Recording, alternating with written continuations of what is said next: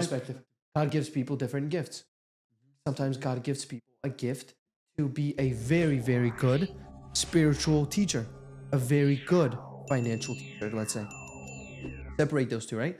So there are people who have a gift, and I mean a true gift of, you know, preaching the word of God, meaning the Bible. That's why you don't just see everybody being a pastor, right? Everybody's not a pastor.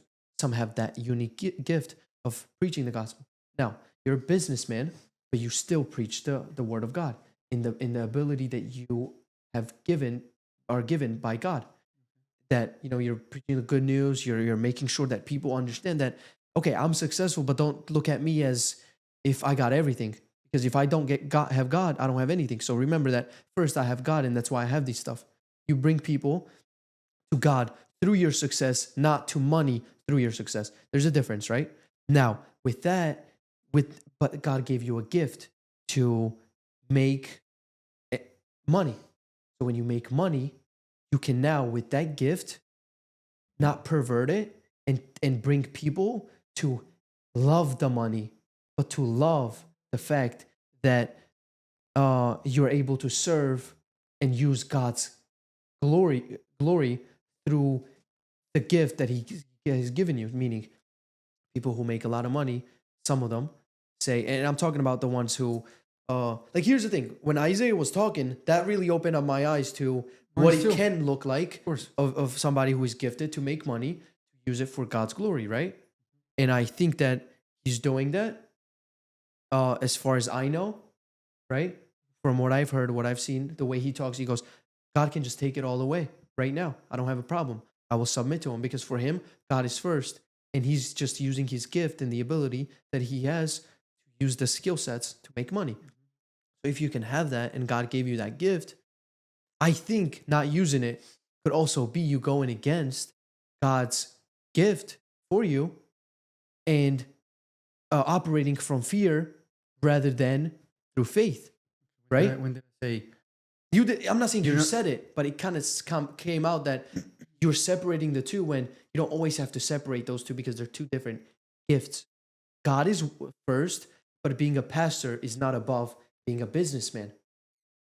What? You understand? Being a pastor is not over being a businessman. I don't think so. They're two different purposes. For you, that being a pastor might be higher because you have a more connection to serving people through pastoral actions, right? But then for somebody, having the ability to serve people with the skill set that they have is their way of serving people. Meaning, God called us to be servants, but not people who are arrogant or greedy and not humble about the fact that you have this ability. And the thing is, it's the easiest way to corrupt yourself in power, which comes from money, as well as pastor. You're a pastor, and now you really have that. Because look, as a pastor, in my opinion, you have a lot of control, a lot of influence, and somebody that's looked at as, how do I say this? As a character that you're looking up to, right? In a way, a spiritual father, you can say, right? You talk to them about things that you don't know the answers to, but they do. They have the experience that you don't, right? They can use that and brainwash people, make them follow them rather than God. They can say, yeah, I can do it, I can do it. And then corrupt that. Same with a businessman, right? So when it comes to power, But money that is is nowhere corruption. close to that type of gifts and serving you're talking about. Can you show me? Because I can show you a verse where it separates those two things. And it actually, a lot of times, riches and poor are like not poor as like being like totally broke, being without home and being lazy and just doing drugs. Not that type of being broke, but it really distinguishes between someone that chases money and someone that doesn't chase money. That's why he doesn't have that much wealth. That's what I mean. It really distinguishes those two things. Choosing money and God. It really distinguishes, and you have to think about it. Why it does that? Sure, it's not a bad thing. What you said makes a lot of sense. I think you can actually serve, and there's just so many ways you can serve people. You know that? Like, I can go out and I can actually make money in a way that I'm kind of going out of my way, right, and to make that money. But then I can go and give that money to someone. is a good thing to do though? Is it a right thing to do? Would God approve of you going out of your way, doing even like not that honest work, Right. make that money and make sure that you buy somebody else, buy somebody a car? I personally don't think so. I don't think so either. You said not honest work. Why would someone want to do honest work and make money? People do.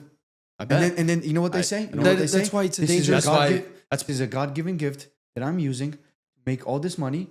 And then look, I'm helping people Then out. it's not a and I'm serving God-given God. gift. If it's dishonest and it's not of God, that means Exactly. it's So not a God's how gift. do you know it's a God-given gift and you're saying it's not? Well, where does it come from? gotta Sometimes it have the requires discernment. faith, belief, discernment.